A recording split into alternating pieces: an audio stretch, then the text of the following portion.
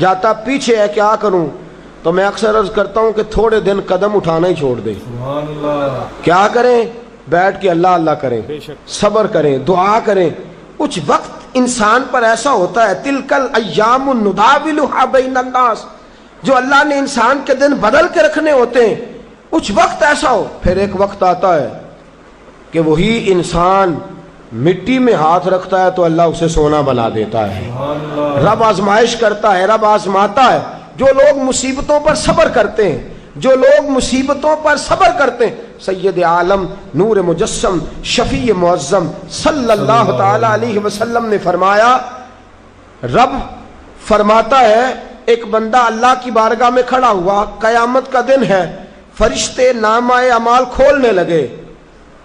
اللہ نے فرمایا فرشتوں تمہیں پتہ ہے میں نے اسے دنیا میں بڑے دکھ دیے تھے, اس پر بڑی آزمائشیں آئی تھیں, اس نے زندگی بڑی تکلیف میں گزاری تھی, تمہیں خبر ہے؟ یا اللہ ہم جانتے ہیں, بڑا صابر ہے, بڑا صابر ہے, اس نے صبر کے ساتھ وقت گزارا, صبر کے ساتھ اپنے اوقات کو طے کیا. رب فرماتا ہے جو اتنا صبر کرے میں اس کا نامہ اعمال ٹٹولوں, اس کا نامہ اعمال کھولتے ہوئے مجھے شرم آ رہی ہے, سارا کچھ لپیٹ دو اور بغیر حساب کتاب اسے جنت میں داخل کر دو. یہ صبر کرنے والا ہے, یہ صبر کرنے والا ہے. مجھے حیا آتی ہے کہ یہ صبر,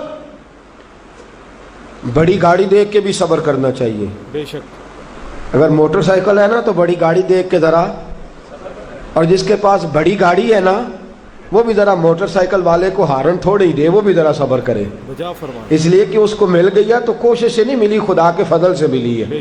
دونوں ذرا صبر کا مظاہرہ کریں.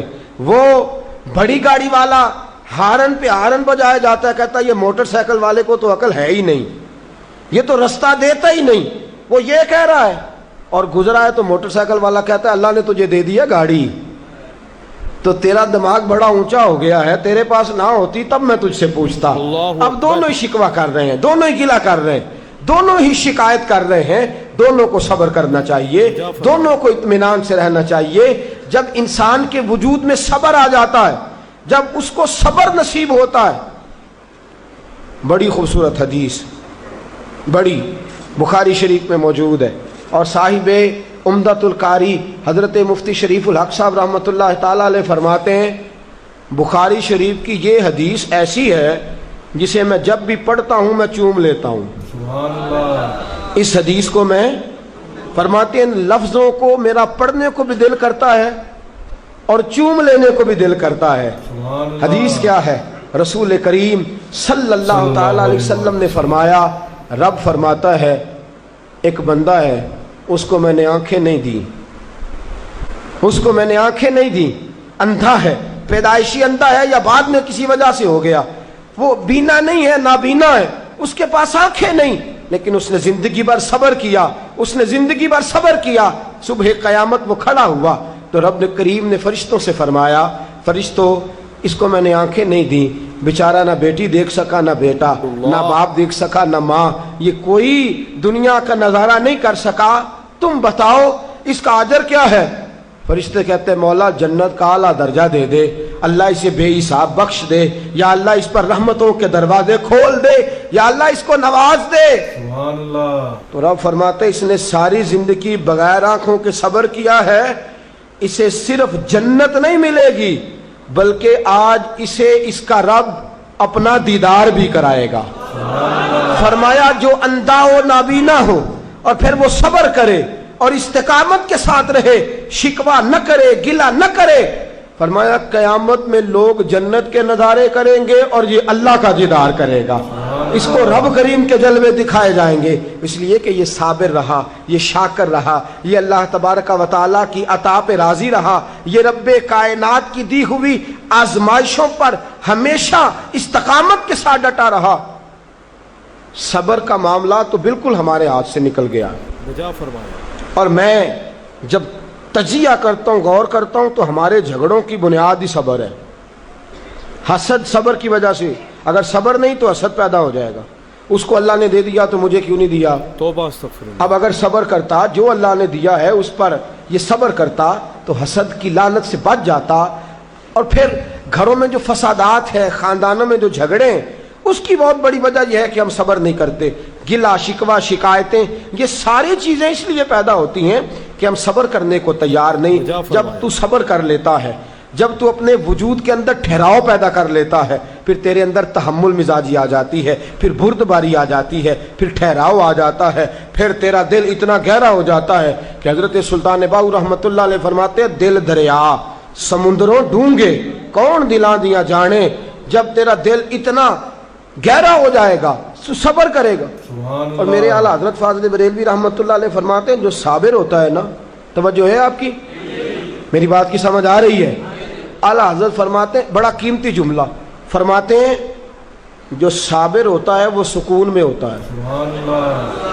جو صابر ہوتا ہے وہ, جو صبر نہیں کرتا بے سکون رہتا ہے. استغفر اللہ. اگر صابر ہے نا, تھوڑی غذا پہ تھوڑی روٹی, اگر صابر ہے صبر کرتا ہے تو پھر شیخ سعدی رحمت اللہ تعالی علیہ کے پاس ایک شخص آیا, کہنے لگا حضرت جی دیکھیں نا میرے پاس اتنے بھی پیسے نہیں کہ میں جوتے لے سکوں, اتنے بھی پیسے کوئی نہیں جوتے لے سکوں. فرمایا صبر کر اللہ دے گا. کہنے لگا جی صبر ہی کیا ساری عمر. استغفر اللہ.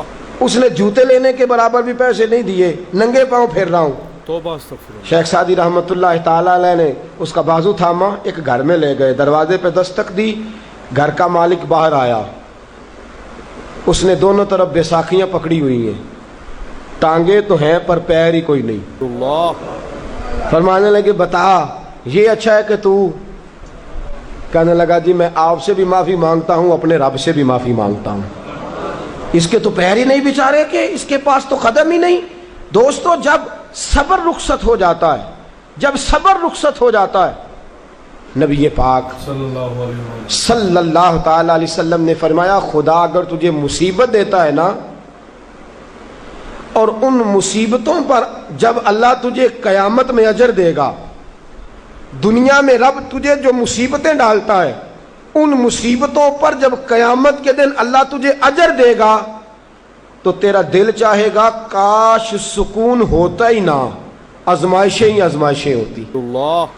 کاش سکون نہ ہوتا, آزمائشیں ہی آزمائشیں ہوتی جب تو وہ اجر دیکھے گا. سبحان اللہ.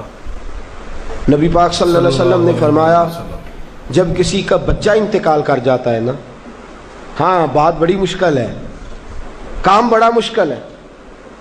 جب کسی کا بچہ بیٹا یا بیٹی انتقال کر جاتا ہے, وہ کسی دانشور نے کہا تھا کہ میرا باپ انتقال کر گیا, 6 مہینے گزرے تو میرا 18 سال کا بیٹا بھی انتقال کر گیا. اللہ.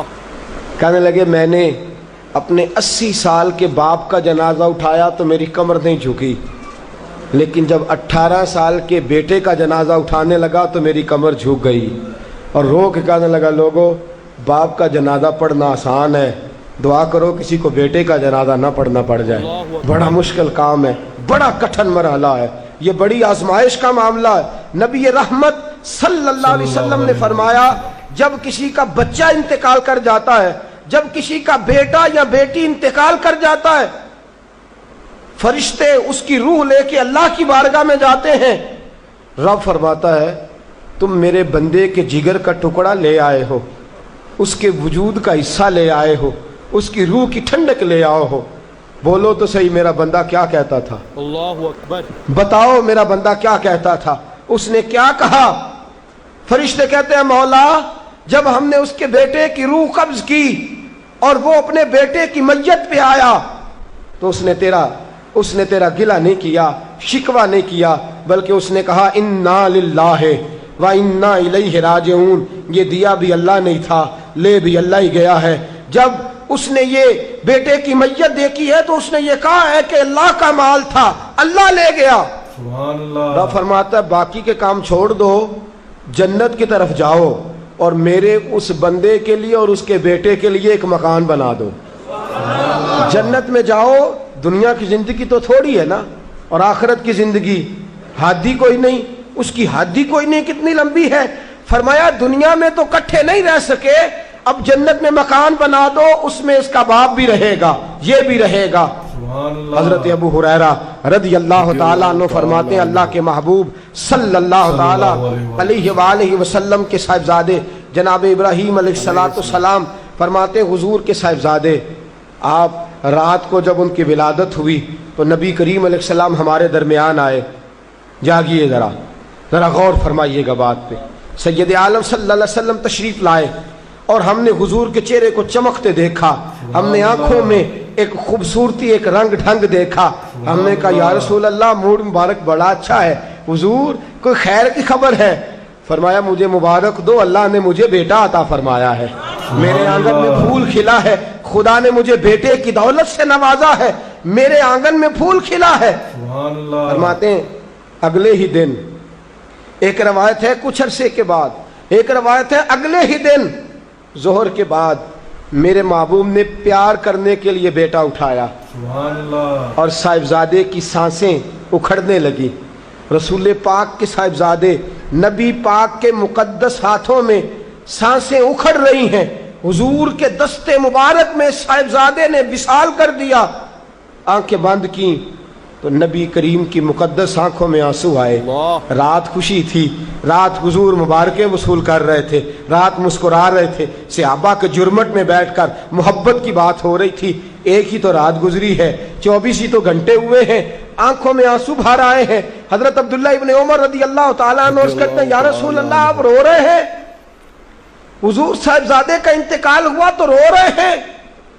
نبی رحمت صلی اللہ تعالی علیہ وسلم نے فرمایا عبداللہ دل میرا غمزدہ ہے، آنکھوں میں آنسو ہیں، پر میں اپنی زبان سے وہی جملے کہوں گا جس سے میرا اللہ راضی ہوگا. میں کوئی بے صبری والی بات نہیں کروں گا، میں کوئی ایسا جملہ نہیں کہوں گا جس سے میرا خدا ناراض ہو جائے. اگرچہ میرا دل غمزدہ ہے، اگرچہ میں پریشان ہوں، اگرچہ میری آنکھیں آنسو بہا رہی ہیں، یہ محبت کی علامت ہے، یہ پیار کی علامت ہے. لیکن فرمایا میری زبان سے کوئی کسی کے ہاں میت ہو جائے تو آنسوؤں سے رونا محبت کی علامت ہے. بے شک اگر آنسو آتے ہیں نا تو یہ تو محبت ہے. حضرت عثمان بن مظعون رضی اللہ تعالیٰ عنہ کا وصال ہوا تو اللہ کے محبوب کی آنکھوں میں آنسو آئے. سیدہ عائشہ صدیقہ رضی اللہ تعالیٰ عنہ نے کہا یا رسول اللہ آپ روتے ہیں؟ فرمایا یہ آنسو محبت کی علامت ہے. خدا کو بین کرنا ناپسند ہے، استغفر اللہ، شور کرنا ناپسند ہے. باتیں کر کر کے رونا، شور کرنا، آہوزاری کرنا، ماتم کرنا، فرمایا یہ چیزیں خدا کو پسند نہیں. شور کرنا بالخصوص خواتین اس بات پہ ضرور توجہ کریں، اس کی باتوں کا تذکرہ کر کر کے رونا، اونچی اونچی آواز میں بیان کرنا اور بار بار تڑپ تڑپ کے کہنا کیا بنے گا، کہاں جائیں گے، کیسے گزر اوقات کریں گے، یہ جملے کہنا اللہ کے رسول کو اتنا ناپسند ہے، اتنا ناپسند ہے کہ نبی پاک صلی اللہ علیہ وسلم نے فرمایا جو عورت میت پر بیان کرتی ہے یا جو شخص ماتم کرتا ہے، فرمایا وہ تو میری امت میں ہی شامل نہیں ہے. فرمایا میں تو اس کو شامل ہی نہیں سمجھتا. لیس منی، وہ ہم میں سے نہیں ہے. صبر کرے، صبر کرے، ٹھہر جائے، اللہ کی رضا پہ راضی ہو جائے، قضا پہ راضی ہو جائے، جھک جائے خدا نے. اتنا شور کرنا، اتنی آہوزاری کرنا، اور معاذ اللہ بعض اوقات تو کفریہ جملے بولے جاتے ہیں. استغفر اللہ، کفریہ جملے بولے جاتے ہیں. انتقال ہو گیا، تبھی موت چلا گیا، ہارٹ اٹیک سے انتقال، تو کہتے ہیں ہم پہ ظلم ہو گیا ہے. استغفر اللہ، معاذ اللہ. آپ اللہ کو ظالم کہہ رہے ہیں، معاذ اللہ، خدا کو ظالم کہہ کے کفر کٹھا کر رہے ہیں. کفریہ فکرے بولے جاتے ہیں. معاذ اللہ تعالی ثم معاذ اللہ. ایسی باتیں کی جاتی ہیں جو شریعت اسلامیہ میں سخت سزا کی مستحق ہیں. صبر کرنا، حوصلہ کرنا، آنسوؤں سے رونا، اپنے دل کے اندر محبت رکھنا، لیکن کبھی بھی کسی موقع پر بھی اپنی زبان سے گلہ کرنا، شکوہ کرنا، شکایت کرنا، کسی بابت کوئی بات بھی کرنا، دوستو یہ شریعت اسلامیہ میں جائز نہیں. بے شک صبر کریں، صبر کا پہاڑ بن جائیں. ان اللہ مع الصابرین، اللہ صبر کرنے والوں کے ساتھ ہے، اللہ صبر کرنے والوں کو جزا دیتا ہے. بے شک. اور حضور نے فرمایا جب بھی تم پہ کوئی مصیبت آئے، الذین اذا اصابتہم مصیبہ قالوا انا للہ وانا الیہ راجعون. جب بھی کوئی مصیبت آئے پڑھا کرو انا للہ وَإِنَّا. صرف فوتگی کے وقت نہیں، صرف فوتگی کے وقت نہیں، جب بھی کوئی مصیبت آئے کیا پڑھنا ہے؟ اِنَّا لِلَّهِ وَإِنَّا إِلَيْهِ. اور یاد رکھیے مصیبتیں اللہ کے پیاروں پر آتی ہیں. بے شک. 500 سال فرعون نے دعویٰ خدائی کیا ہے، معاذ اللہ، معاذ اللہ. 300 سال فرعون کا حال یہ تھا کہ ننگے پاؤں کانٹوں پہ چلتا تھا اور اس کے پیر میں کانٹا بھی نہیں چبھتا تھا.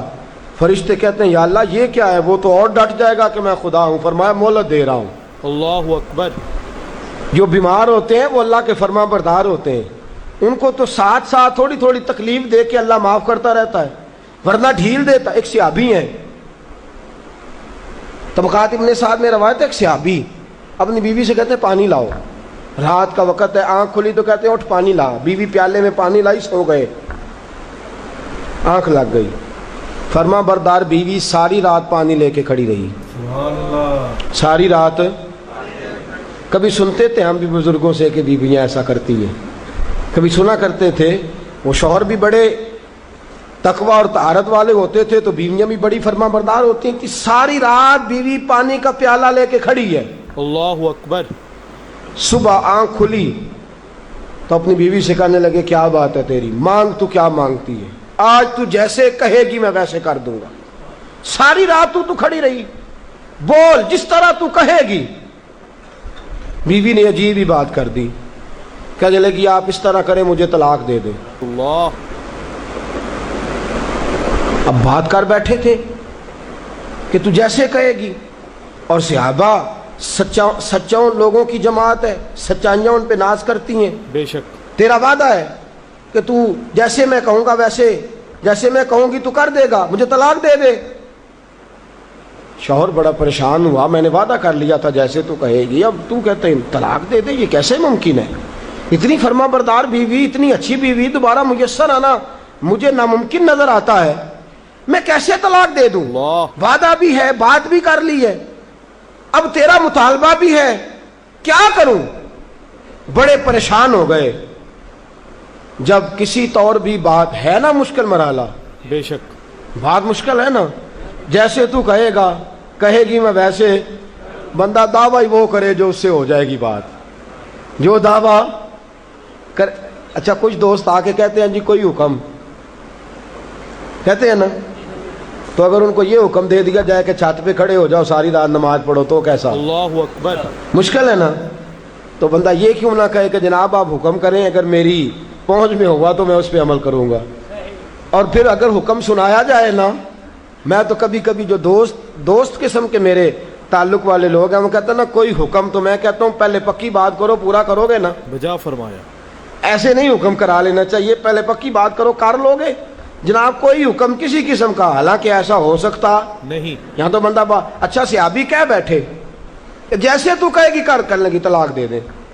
بڑے پریشان ہوئے, کہنے لگے ایک موقع دیتی ہے, صبح چلیں گے حضور کی بارگاہ میں اور ہم دونوں اپنا مسئلہ پیش کریں گے, پھر جیسے اللہ کے نبی فرمائیں گے ویسے کر لیں گے. چلو ٹھیک ہے. اس پہ بات ختم ہوئی, سو گئے. صبح اٹھے, گھر ذرا دور تھا, دونوں میاں بیوی آ رہے ہیں مسجد نبوی کی طرف. رستے میں بیوی شوہر کو ٹھوکر لگی اور اتنا سخت گرے, ایک زخم پیر پہ, ایک ہاتھ پہ, ایک سر پہ, خون بہنے لگا. بیوی کہنے لگی اٹھیے اور گھر چلیے, مجھے طلاق نہیں چاہیے. اللہ اکبر.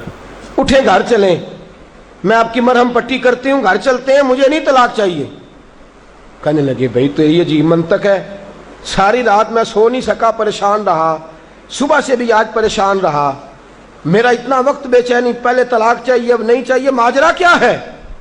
کہنے لگی اصل بات یہ ہے کہ میں نے اپنے رسول پاک صلی اللہ علیہ وسلم کی حدیث سنی.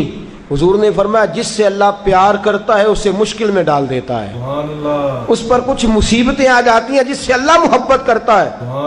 تو میں جب سے تیرے گھر آئی تھی میں نے کوئی مصیبت نہیں دیکھی تھی, تو میں سمجھنے لگی تھی کہ اللہ تجھ سے پیار نہیں کرتا, لیکن آج تجھے چوٹ لگ گئی ہے, تجھ پر کچھ تھوڑی مشکل آئی ہے, تو مجھے سمجھ آئی ہے کہ نہیں اللہ تجھ سے پیار کرتا ہے, لہذا میں تجھ سے طلاق نہیں رہوں گی, تیرے گھر کے اندر ہی وقت گزاروں گی.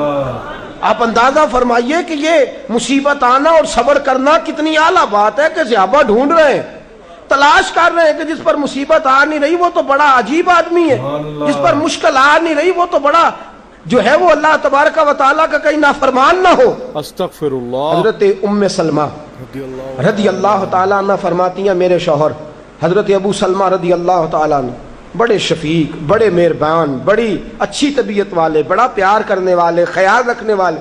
فرماتے میں سمجھتی تھی مدینے کی سب سے سکھی عورت میں ہوں. اللہ اکبر. ان کا طریقہ یہ تھا کہ مسجد سے جب واپس آتے نا تو جو نبی کریم صلی اللہ علیہ وسلم سے سن کے آتے آ کے مجھے بھی سناتے. جو سن کے آتے آ کے مجھے بھی. اچھا ترقی مل جائے اگر تو گھر جا کے ہم بتاتے ہیں کہ نہیں جی؟ ہاں ایک بات کئی دفعہ نہیں بتاتے اگر تنخواہ بڑھ جائے تو بجا فرمایا. اس میں کئی دفعہ کوتاہی کرتے ہیں. وہ نہیں بتاتے گھر اس لیے کہ ہمیں پتہ ہے اگر ہم نے تنخواہ بڑھانے کا بتایا تو ادھر سے خرچہ بھی بڑھ جائے گا. لہذا یہ کبھی کبھی ہم کوتاہی کرتے ہیں لیکن بہرحال اپنی ترقی ضرور بتا دیتے ہیں کہ میری ترقی ہو گئی ہے. یہ اتنا ضرور ہم بتا دیتے. اچھا یہ ساری باتیں اگر ہم بتاتے ہیں اور پھر اور بھی کئی قصے گھر جا کے سناتے ہیں. آج دفتر میں یہ شغل ہو گیا، یہ بات ہو گئی، سناتے ہیں بات. اور یہ بری بات بھی نہیں ہے. گھر والوں کے ساتھ جا کے خوش طبی کرنا اور گھر کے اندر کا ماحول خوشگوار رکھنا یہ حضور علیہ السلام کی سنت ہے. لیکن یہ جو ہم حدیث سنتے ہیں، فرمان سنتے ہیں، قرآن و سنت کی بات سنتے ہیں، یہ بھی ہمیں گھر جا کے سنانی چاہیے. بے شک. صحابہ جو سن کے آتے تھے گھر جا کے یہ کام بھی کرنا چاہیے. یہ بھی صحابہ کی سنت. نبی پاک صلی اللہ تعالی علیہ وسلم کے صحابی حضرت ابو سلمہ رضی اللہ تعالیٰ عنہ کی عادت ہے گھر جاتے اور جو حضور سے سنا گھر جا کے سناتے. آج آئے تو حضرت ام سلمہ رضی اللہ تعالیٰ عنہ فرماتی ہیں، آگے کہنے لگے آج میں نے بڑی پیاری حدیث حضور سے سنی ہے، تو بھی یاد کر لے. کہا وہ کون سی؟ کہا اللہ کے رسول صلی اللہ علیہ وسلم نے فرمایا جس پر کوئی مصیبت آئے اور وہ کہے انا للہ وَإِنَّا إِلَيْهِ رَاجِعُونَ، اور پھر یہ دعا مانگے کہ یا اللہ یہ جو تو نے مجھ سے چیز لی ہے مجھے اس کا بہتر نعم البدل عطا فرما. اِنَّا لِلَّہ پڑھے اور کہے یا اللہ جو دیا ہے اس کا بہتر نعم البدل دے. حضور فرماتے ہیں اللہ جو چیز لی ہوگی اس سے بہتر چیز اسے عطا فرما دے گا. یہ حدیث گھر جا کے سنائی. حضرت ام سلمہ کہتی ہیں میرا چراغ بھی بجھ جاتا تو میں پڑھ دیتی اِنَّا لِلَّهِ وَإِنَّا الیہ راجع. میں نے وظیفہ پکا لیا، میں اس پہ مکمل طور پر استقامت کے ساتھ عمل کرنے لگی. فرماتی ہے مجھ پر ایسی مصیبت آئی جو میرے لیے بڑی مشکل ہو گئی. میرے شوہر حضرت ابو سلمہ انتقال کر گئے. اللہ اکبر. فرماتی ہیں میں نے پڑھا انا للہ وانا الیہ راجعون. میں نے کہا یا اللہ مجھے بہتر نعم البدل عطا فرما.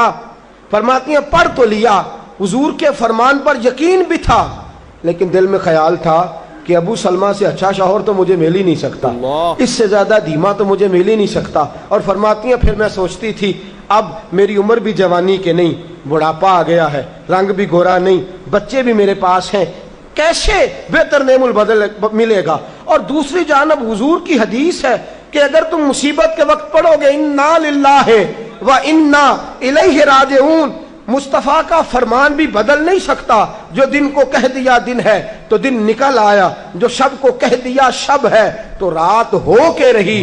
خدا نے ان کی زباں کو وہ اختیار دیا جو نکلی منہ سے ان کے وہ بات ہو کے رہی. یہ تو ہو نہیں سکتا کہ حضور فرمائے اور ایسا ہو نہ. فرماتی ہیں پڑھ بھی لیا، عدت کے دن مشکل سے گزارے، عدت ختم ہوئی. میرے دل میں حدیث بھی ہے کہ حضور نے فرمایا اللہ بہتر نعم البدل دے گا. اور دوسری جانب یہ بھی ہے کہ ابو سلمہ سے اچھا شوہر نہیں مل سکتا. فرماتے ہیں لوگوں حضور کے فرمان پر قربان جاؤں اور مصطفیٰ کریم کی حدیثوں کے نثار جاؤں. مجھے تو اس وقت پتا چلا جب اللہ کے رسول نے پیغام بھیجا کہ میں تیرے ساتھ نکاح کرنا چاہتا ہوں. جب اللہ کے رسول نے پیغام بھیج دیا کہ میں نکاح کرنا چاہتا ہوں. یا رسول اللہ، حضرت یا رسول اللہ. ام سلمہ ام المومنین رضی اللہ تعالیٰ عنہ فرماتی ہیں جب مصطفیٰ کا پیغام آیا تو فرماتی ہیں فوراً میرے لب پہ درود آیا، فوراً میرے لبوں پہ سلام آیا. میں نے کہا محبوبہ جو بھی فرماتے ہو سچ ہی فرماتے ہو، جو بھی کہہ دیتے ہو کمال ہی کہہ دیتے ہو. یا رسول اللہ میں کہتی تھی مجھے ابو سلمہ سے اچھا شوہر نہیں مل سکتا، اللہ نے مجھے کائنات میں سب سے اچھا شوہر عطا فرما دیا. کائنات میں سب سے میں نے صبر کیا اور حضور کے فرمان پر عمل کیا کہ مصیبت آئے تو کہو انا للہ و انا الیہ راجعون. میں نے صبر کیا، شکر کیا، اللہ نے مجھے دھرتی پہ سب سے اچھا شوہر دیا۔ اور حضرت ام المومنین ام سلمہ رضی اللہ تعالیٰ عنہ عرض کرتی ہیں یا رسول اللہ میرا رنگ بھی گورا نہیں، حضور عمر بھی میری بڑھاپے کے قریب ہے، بچے بھی ہیں، روپ بھی نہیں تو میرا رنگ بھی نہیں، میری رومی ورگی چال بھی نہیں تو میرا جامی ورگا عشق، حضور کوئی ایسی چیز نہیں جو آپ کے قابل ہو۔ یا رسول اللہ تو امیر حرم، میں غریب بے نوا، تو کجا من کجا۔ سبحان اللہ۔ میرے حبیب نے فرمایا ام سلمہ تیرے پاس غربت بھی ہے، پریشانی بھی ہے، بچے بھی ہیں، مجھے پتہ ہے کوئی تیرا سہارا نہیں بنے گا، اور جس کا کوئی سہارا نہ بنے اس کا میں بنا کرتا ہوں۔ فرمایا اس لیے تیرے ساتھ نکاح کرنا ہے تاکہ تجھے سہارا میسر آ جائے۔ میرے رسول پاک نے فرمایا تو مصیبتوں پر آہوزاریاں نہ کر، شکایتیں نہ کر، صبر کر، صبر کا پہاڑ بن۔ اور اعلیٰ حضرت فاضل بریلوی نے لکھا ہے، آپ فرماتے ہیں جتنا کوئی بڑا صابر ہوگا اتنا اللہ کے قریب ہوگا، جتنا صبر زیادہ ہوگا اتنا قرب زیادہ ہوگا۔ صبر کرنا سیکھیں، تھوڑے رزق پر صبر، اللہ کی طرف سے آنے والی آزمائش پر صبر۔